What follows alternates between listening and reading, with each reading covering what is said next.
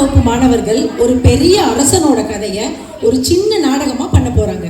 இந்த கதையில் அறிவுபூர்வமான விஷயங்கள் இருக்கும், அதே நேரத்தில் உங்களை மகிழ்விக்கும் ஒரு கதையாக கண்டிப்பாக இருக்கும். இது எந்த ரோஜாவோட கதைன்னு நான் சொல்ல போறது இல்லைங்க. வாங்க நம்ம கதைக்குள்ள போலாம்.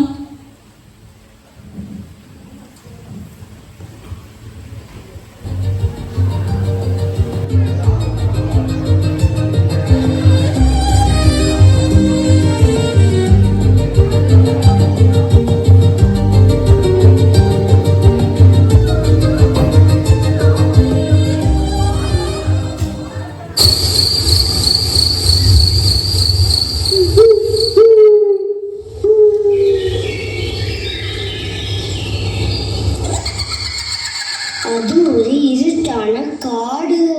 பயங்கரமான நள்ளிரவு நேரம். ராஜா விக்ரமாதித்தன் வேதாளத்தை தூக்கி கொண்டு போகிறார். ராஜா வாயை திறந்து பேசினால் வேதாளம் பறந்து ஓடிவிடும். விக்ரமா, உனக்கு போர் அடிக்கல? நான் ஒரு சூப்பர் கதை சொல்லுவேன், கீழே. ஆனா நீ பேசக்கூடாது, ஓகேவா? ஒரு ஊர்ல 4 அண்ணன் தம்பிகள் இருந்தாங்க. அதுல 3 அண்ணன்களும் பெரிய பெரிய மந்திரங்கள் படிச்சு பெரிய மந்திரவாதி ஆயிட்டாங்க. ஆனா சின்ன தம்பி படிக்கல. அவனுக்கு சுய புத்தி மட்டும்தான் இருந்துச்சு. ஒரு நாள் 4 பேரும் காட்டுக்குள்ள போனாங்க. தம்பிகளா, இங்க பாருங்க, ஏதோ ஒரு மிருகத்தோட எலும்பு கிடைக்கு. நான் என் மந்திரத்தை வைத்து இந்த எலும்புகளை ஒன்னா சேர்க்க போறேன். ஓம் க்ரீம் க்ளீம், எலும்பெல்லாம் ஒன்னா சேரு. அப்பா அது ஒரு சிங்கத்தோட எலும்பு கூடாவே மாறிச்சு. இது என்ன பிரமாதம்! இப்ப பாரு, நான் என் மந்திர சக்தியை வச்சு இந்த எலும்புக்கு மேல தோல் சத நல்ல அழகான முடியை உருவாக்க போறேன்.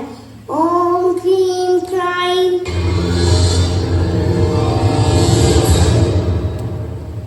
என்ன அதிசயம்! இப்போ நிஜமான சிங்கம் போலவே உருவம் வந்து விட்டதே.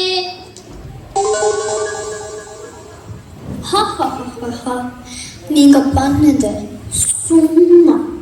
இப்போ பாருங்க, இந்த சிங்கத்துக்கு நான் உயிர் கொடுக்க போறேன்.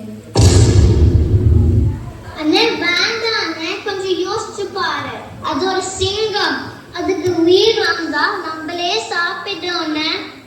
போடா முட்டா, உனக்கு மந்திரம் வரலன்னு எங்களை பார்த்து பொறாமே. நாங்க மாயஜாலம் காட்டு போறோம். சரிப்பா, உங்க இஷ்டம். நான் போய் அந்த மரத்து மேல ஏறி உட்காந்துக்கிறேன். என்னை விட்டுருங்க. சிங்கமே, கந்திருந்து எழுந்து வா. ஓம் க்ரீம் க்ரீம். அவ்வளவுதான், மந்திரம் வேலை செய்தது. சிங்கம் மெல்ல கண்களை திறந்தது, கைகளை அசைத்து எழுந்து நின்றது. எனக்கு பயங்கர பசி. இன்னைக்கு 3 மந்திரவாதி பிரியாணி எனக்கு சிக்கிடுச்சு.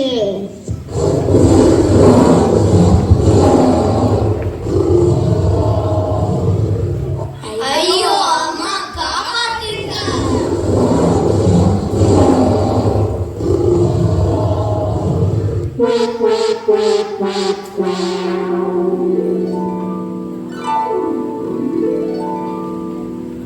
விக்ரமா, கதை முடிஞ்சது.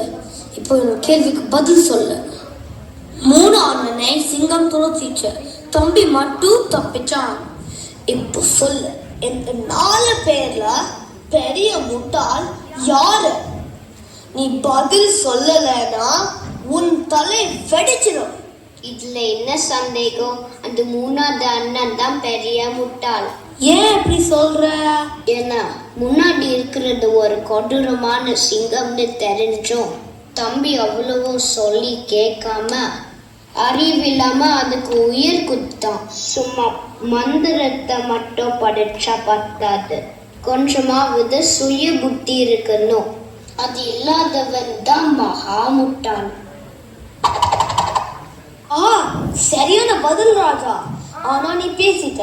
Bye bye.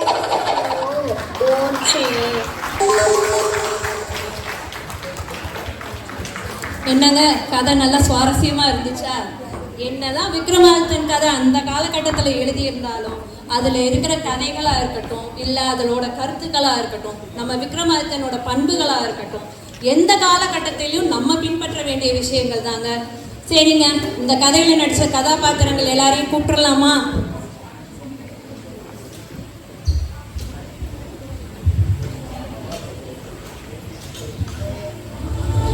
சான்விகா, சிங்கம் மற்றும் கதை சொல்லி, அண்ணன்